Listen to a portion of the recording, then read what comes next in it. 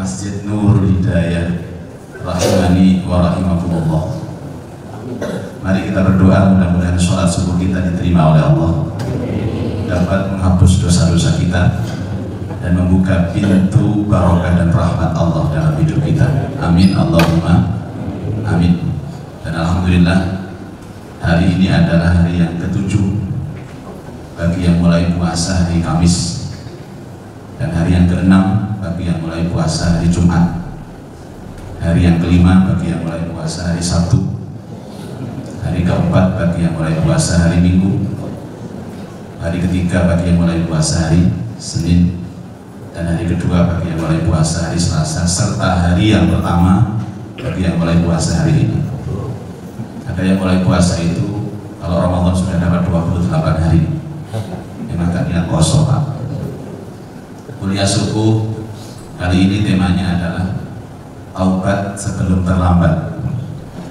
Persis judul lagu di Syahrini. Bapak Ibu, ada 3 urusan yang tidak usah kita minta kepada Allah, pasti diberi. Saya ulang, ada 3 urusan yang tidak usah kita minta ke Allah, pasti diberi. 1, tua. Jadi jangan pernah minta tua ya Pak, tua-tua sendiri kita. Yang kedua adalah jodoh. Di dalamnya ada rizki, di dalamnya juga ada anak. Jadi jodoh itu sudah disiapkan Allah sebelum kita lahir Pak. Jadi tidak usah bingung Bu. Kalau punya anak gadis yang sudah di atas 25 kok belum punya teman dekat, santai saja, karena jodohnya pasti ada. Jaluk gak jaluk dibagi kali Allah. Kadang karena sudah saking kepinginnya jodoh, doanya itu maksa-maksa kepada Allah. Seorang gadis yang sudah cinta kepada seorang jejakan, dia berdoa, ya Allah, kalau dia jodohku dekatkan ya Allah, kalau dia bukan jodohku dekatkan juga ya Allah, kalau dia punya orang pisahkan ya Allah dan dekatkan dengan aku. Malaikat mesem ngawur bro. Yang ketiga adalah al-maut, kematian. Karena orang hidup pasti mati, tidak mau mati jangan hidup, sudah terlanjur hidup harus siap-siap mati. Gak penting usia kita berapa, gak penting status sosial kita apa, yang penting kita mati dalam keadaan terbaik. Mati yang terbaik itu dalam bahasa agama disebut dengan husnul khatimah, happy ending. Dan husnul khatimah itu artinya dia mati dalam keadaan bersih suci, tidak ada dosa, tidak ada noda dalam hidupnya. Artinya dia sudah bisa bertaubat sebelum mati. Persoalannya adalah sampai detik ini logika kematian itu tidak perlu nunggu tua Pak. Logika kematian itu tidak perlu nunggu sakit, dan logika kematian itu tidak perlu nunggu bangkrut. Semua punya hak yang sama. Banyak sekarang usia-usia muda itu meninggal dunia, dan angkanya lebih banyak para jamaah. Banyak orang yang sudah opnam di rumah sakit bulan-bulanan tapi nggak mati-mati Pak. Saya nggak tahu opname, baru mati. Buko kalau persentase mati. Ada juga orang yang kaya mati, semua mati Pak. Karena itulah yang paling ditakutkan oleh para nabi dan rasul, saya mati ini tidak terbaik. Maka sungguh indah doa yang diajarkan oleh ulama kepada kita, yang sering kita dengar dengan doa selamat. Coba kita lihat doa selamat ini. Allahumma inna nas'aluka salamatan fid din. Ini bagus sekali Pak. Doa lengkap, ibarat jamu komplit. Ya Allah, aku mohon agamaku ini selamat. Kita ngaji kalau agamanya nggak selamat Pak, keliru nanti kita. Akhirnya ngebom. Itu namanya punya agama nggak selamat. Kemarin ada dialog di salah satu TV swasta. Saya menyampaikan, orang yang mengatakan bahwa dengan ngebom itu dia bisa masuk surga, dengan ngebom itu bisa mati syahid, itu namanya agama yang tidak selamat, kurang paham dan kurang sabar, sehingga bukan syahid lagi tapi sangit. Kalau syahid belum pasti, sangit dia, karena nggak selamat agamanya. Yang kedua, wa'afiatan fil jasad, ya Allah sehatkan badanku, jelas Pak. Orang kalau sudah sehat enak, dibikin kerja enak, apalagi sholat.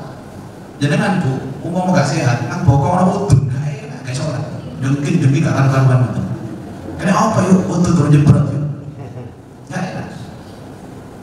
Allah Allahumma inna nas'aluka salamatan fid din wa afiatan fil jasad wa ziyadatan fil ilm. Dan setiap hari tambahkan ilmu. Ya Allah, tambahkan ilmu. Orang nambah ilmu itu tambah yakin, Pak. Dan orang nambah ilmu itu tambah nikmat ibadahnya. Kemudian wa barakatan fil rizq, dan berikan aku barokah dalam rezeki, ya Allah. Dan ini yang paling penting, wa taubatan qoblal maut, berikan aku kesempatan bertaubat sebelum mati, ya Allah. Wa rahmatan indal maut, dan berikan aku rahmat ketika aku mati. Wa maghfiratan ba'dal maut, dan ampunan sesudah mati. Dan yang terakhir, Allahumma hawwin alaina fi sakaratil maut, Allah mudahkan aku dalam sakaratul maut. Urusan kematian kan banyak tadi ya, taubatan qoblal maut, rahmatan indal maut, maghfiratan ba'dal maut, hawwin alaina fi sakaratil maut. 4 doa khusus sebelum terlambat. Bisa bertobat sebelum kematian, diampuni setelah kematian, dirahmati ketika kematian, dimudahkan sakaratul maut kita. Mudah-mudahan kita semua termasuk dalam kategori doa yang disampaikan ini. Amin Allahumma amin. Kalau cari orang yang tidak pernah berdosa, apa ada, Pak? Jamaah Nurul Hidayah, tolong yang belum pernah dan tidak pernah berdosa angkat tangan. Ada hadiah untuk Anda, Pak. Kulkas dengan teknologi terbaru, 2 pintu, 1 kamar mandi dan 2 jendela. Enggak ada, Pak, di antara kita, Pak. Hatta Nabi pun yang maksum hanya Rasulullah SAW. Kalau boleh saya anggap dan kita melihat sejarah, mulai Nabi pertama diutus, dia sudah berdosa kepada Allah. Nabiullah Adam alaihissalam, bapak kita, manusia pertama, pernah dia bermaksiat kepada Allah dengan melanggar apa? Memakan buah terlarang. Ini orang yang baru pertama kali hidup sudah berdosa. Kemudian kita bisa melihat siapa lagi? Nabi Nuh. Nabi Nuh itu juga pernah berdosa kepada Allah. Apa dosa Nabi Nuh? Nabi Nuh itu sempat jengkel kepada kaumnya, Pak. Jengkel sekali karena sering diuji oleh kaum, jengkel. Saking jengkelnya sampai Nabi Nuh itu berdoa kehancuran atas umat-umatnya. Dalam Al-Quran Allah sebutkan, Rabbi la tadhar alal ardi minal kafirina dayyara innaka intadharhum yudhillu ibadaka wa la yalidu illa fajiran kafara. Ya Allah, hancurkan semua kaumku ini, jangan sisakan sedikit pun. Kalau kau sisakan sedikit pun, mereka akan kembali menyesatkan hamba-hambamu yang lain, dan tidak akan lahir dari mereka illa fajiran kafara, kecuali orang-orang yang bejat dan orang-orang yang kafir. Tidak patut Bapak Ibu seorang Nabi mendoakan jelek kepada umatnya. Kemudian kita lihat Nabi Allah Musa alaihi salatu wassalam, dia berdosa kepada Allah. Dia pernah membunuh orang Kipti. Nabi Musa itu adalah nabi yang temperamental, ya, badannya kekar, ya, sekali pukul orang Kipti itu mati. Jadi ngamuan Nabi Musa. Jadi kalau ada orang Nurul Hidayah ini yang ngamuan, dia sunnahnya Nabi Musa alaihissalam. Tapi ditiru ngamuan itu, tapi ahli ibadah dan ahli dakwah. Bahkan Nabi Allah Daud alaihi salatu wassalam pernah berdosa kepada Allah. Apa dosa Nabi Daud? Dia sudah punya istri 99, Pak. Kemudian dia mencintai istri pamannya sendiri. Bibitnya dicintai karena bibitnya itu cantik. Padahal sudah punya 99 istri. Itu belum ada syariat nikah 4, Bapak. Ya. Bayangkan sudah punya 99 istri masih mencintai bibitnya sendiri. Jangan mikir apa, Bapak. Saya kan hanya cerita saja. Kemudian ada ibrah dari Allah Subhanahu wa taala. Ya. Datanglah 2 malaikat ke istananya Daud. Bagaimana caranya Daud merebut istri pamannya ini? Gampang, pamannya disuruh perang, Pak, ke luar kota. Akhirnya mati pamannya, kan bibitnya janda. Langsung dinikah sama Daud. Datanglah 2 malaikat memperingatkan Daud. Dan ini disampaikan Allah dalam Al-Quran surat Shad. 2 orang ini geger di depan istana sehingga mengusik ketenangan Daud. Kemudian Daud tahu, disuruhlah masuk 2 orang itu. Ada apa kalian bertengkar di depan istanaku? Kemudian salah seorang dari mereka bercerita, ya Daud, innalahu tis'un wa tis'una na'jah. Saudaraku ini punya 99 kambing. Waliya na'jatun wahidah, dan aku punya 1 kambing. Tapi ternyata dia merampas kambingku juga. Tolong berikan hakim yang adil kepada kami, Daud. Daud namanya rojo. Hei kamu yang punya 99 kambing, tomak kamu, kemaruk kamu, sudah punya 99 masih juga merebut yang satu. Padahal itu itibar, sesungguhnya Daud itulah yang disebut dengan 99 kambing itu. Akhirnya dia ingat fakharru sujada, dan kemudian dia tersungkur sujud kepada Allah dan bertobat kepada Allah Subhanahu wa taala. Masih mending itu Pak, Daud anaknya Sulaiman malah punya istri 300. Ya Allah, 300 istri Pak. Tapi dia pernah bersalah kepada Allah. Dia pernah bersumpah untuk mengumpuli istrinya yang 300 itu dalam semalam. Yang mengatakan aku akan mengumpuli istri semalam, semua istri 300 itu, dengan harapan nanti semuanya hamil dan akan melahirkan pasukan-pasukan Allah, junud min junudillah. Tapi lupa dia mengatakan insya Allah. Akhirnya baru satu istri dikumpuli, wes berisik, seleh, gak kuat, loyo. Itulah, hati-hati jangan sesumbar bapak-bapak ya. Ya, jangan sesumbar seperti Sulaiman. Akhirnya nggak tercapai 300 itu, satu berisik. Sing 200 akan perlu sama ngenteni kata-kata. Dengan anak loyo kata. Ini Nabi para jemaah. Nah, terus bagaimana dengan kita ini? Bagaimana dengan kita? Karena itu pekerjaan yang terbaik yang dilakukan oleh hamba Allah adalah bertaubat. Bertaubat. Jadi sesungguhnya ibadah semua yang kita lakukan dimensinya taubat. Jangan kita berharap doa kita kabul sebelum dosa-dosa kita terampuni.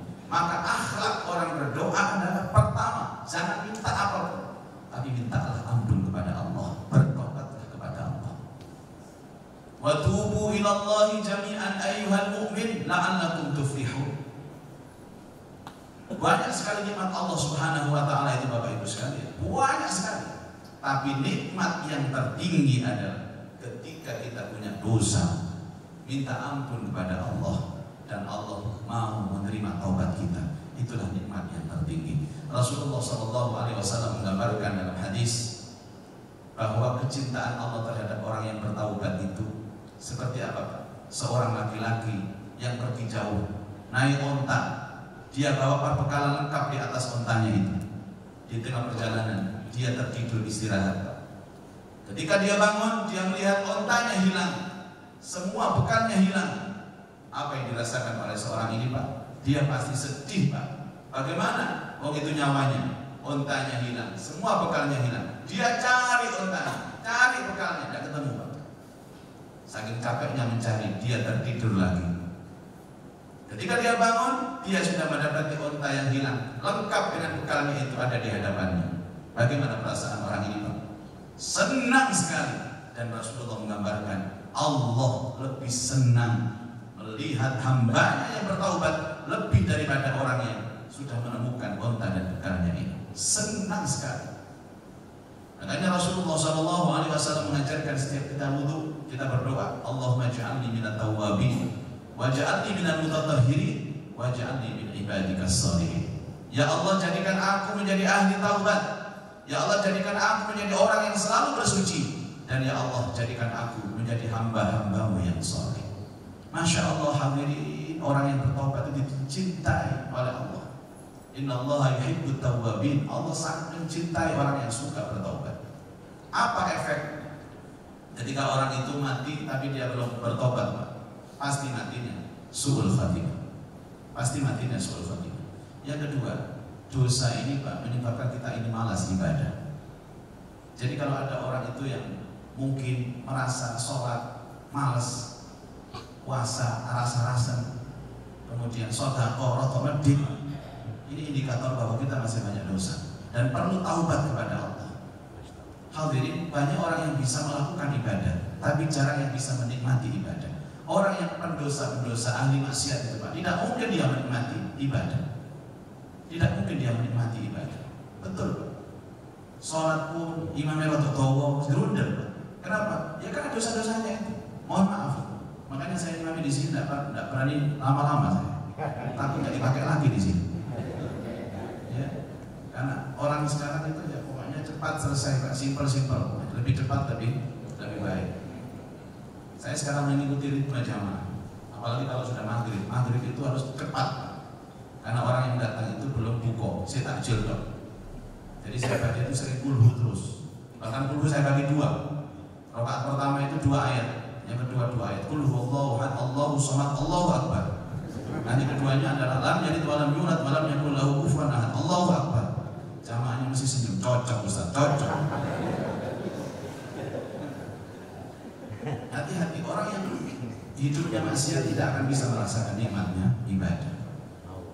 Karena itu Allah Subhanahu wa ta'ala turunkan kepada kita semua jenis ibadah. Tujuannya cuma satu. Esensinya adalah bertaubat.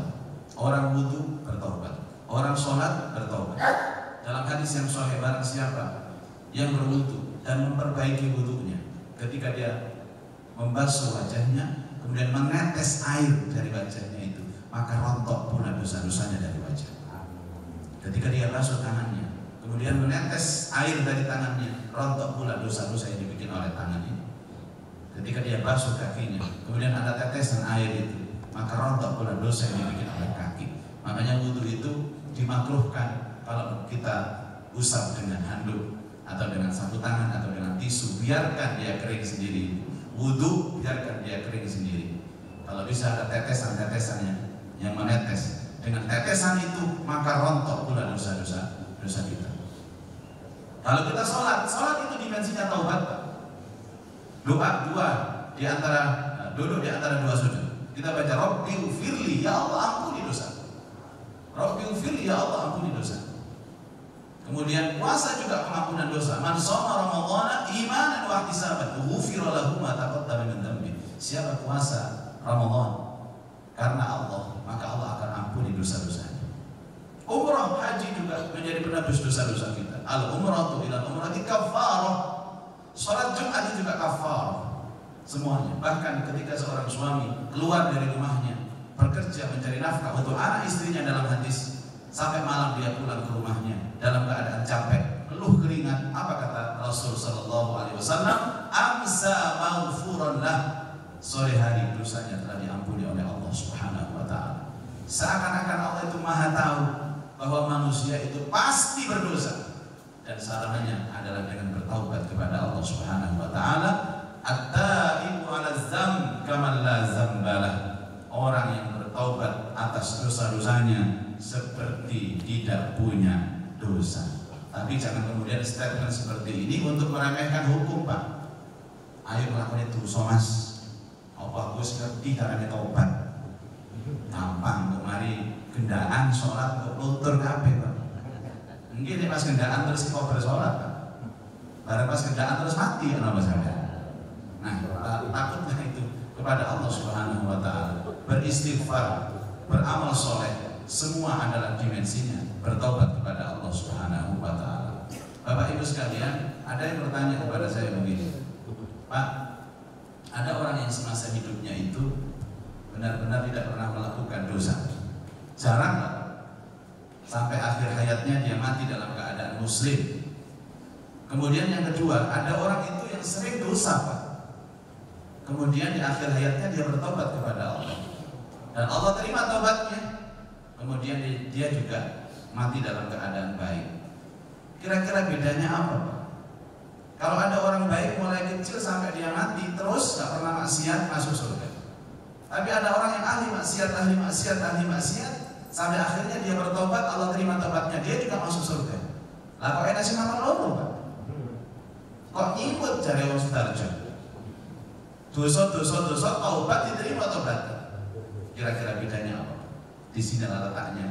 Kenapa Allah Subhanahu wa taala menciptakan surga dengan tabaqat, dengan tingkatan-tingkatan. Oke, Pak, ada orang yang sering berdosa, mulai kecil remaja semua berdosa sampai dia dewasa. Mati karena bertobat diterima tobatnya, dia masuk surga. Yang satu sama sekali tidak berdosa. Nanti perbedaannya hanya di fasilitas surganya. Maka Allah menciptakan dengan tobat surga. Benar masuk surga, benar tidak diazab sama Allah, tapi dia akan ditempatkan di surga yang jelas fasilitasnya berbeda dengan orang-orang yang benar-benar tanpa dosa. Kira-kira kalau orang yang tidak pernah berdosa itu yang lebih swarga dengan fasilitas VVIP, Bu. Insya Allah Nurul Hidayah seperti ini. VVIP. Tapi kalau dia pernah berdosa dan bertaubat, mungkin turun satu grade VIP.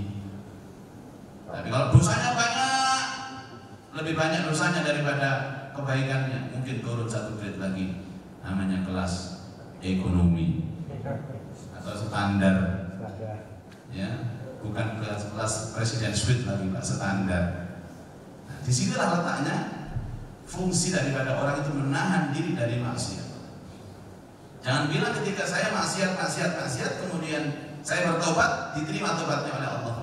Tapi Anda telah menurunkan grade kesempatan kita masuk surga di tempat yang tertinggi. Tapi walaupun ekonomi Bapak Ibu, sing jenenge swarga yo tetep nikmat, Pak, walaupun kelas ekonomi. Tapi jangan pernah kita cari ekonomi kalau kita punya kemampuan cari yang VVIP. Memang ada kok orang itu kan makom dan potongannya itu ekonomi terus. Nang donya yo ekonomi kelas, nang ngene swarga yo kelas ekonomi. Tidak. Kita harus berusaha semaksimal mungkin untuk terhindar dari dosa dan noda dengan cara bertobat, terus bertobat.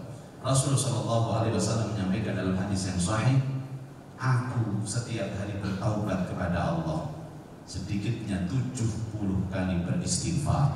Ada hadis lain mengatakan 100 kali beristighfar.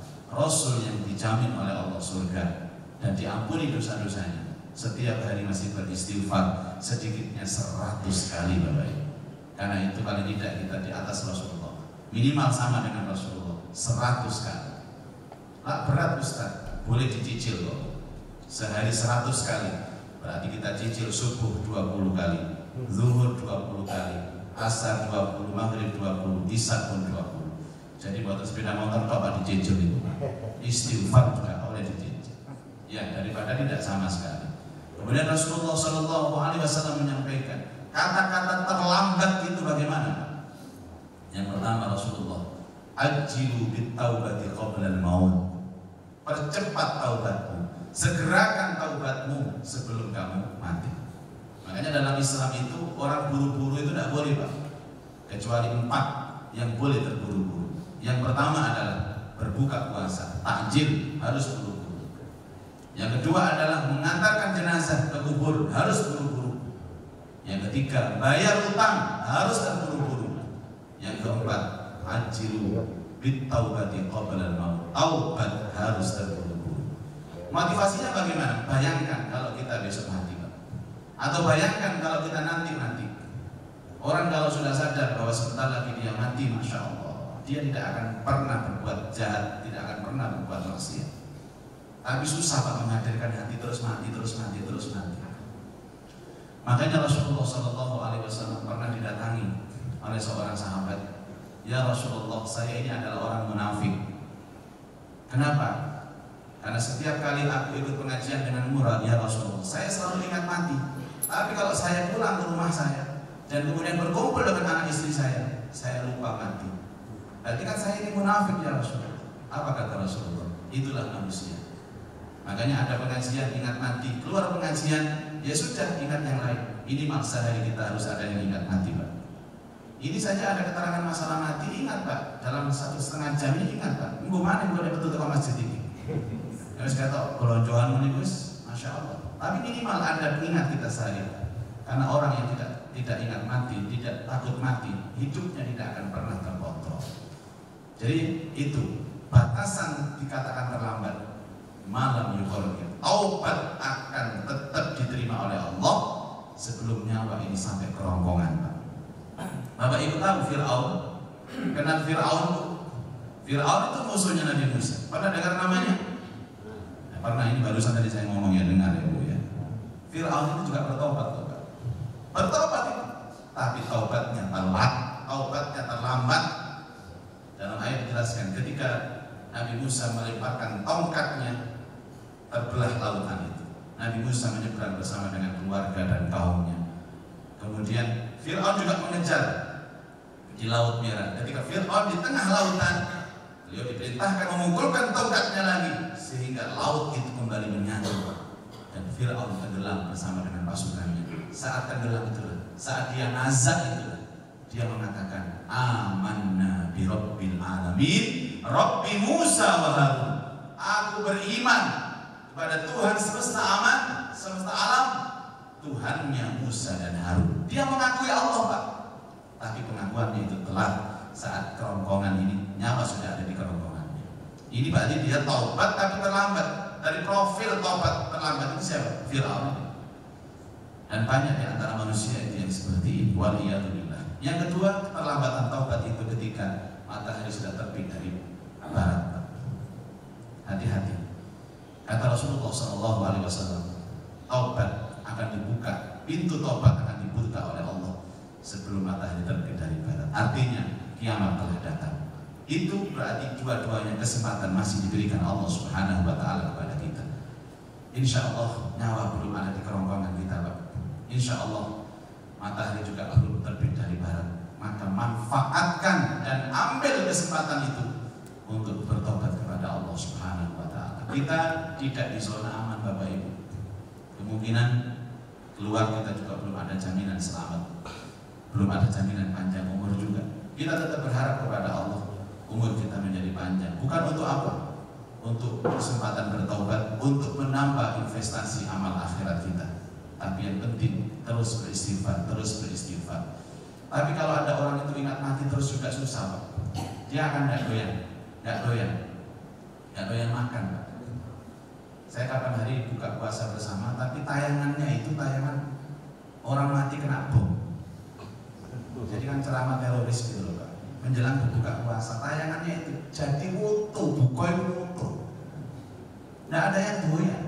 Kalau melihat tayangan itu orang dadanya jebol, ususnya keluar, jantungnya keluar, ditayangkan menjelang berbuka puasa. Jadi menu catering itu wutu. Akhirnya aku ngomong langsung, panitia harus menyiapkan resep ini, biar bungkus semua. Karena orang kalau melihat hal-hal seperti itu biasanya adrenalinnya itu langsung muncul, dia tidak akan bisa.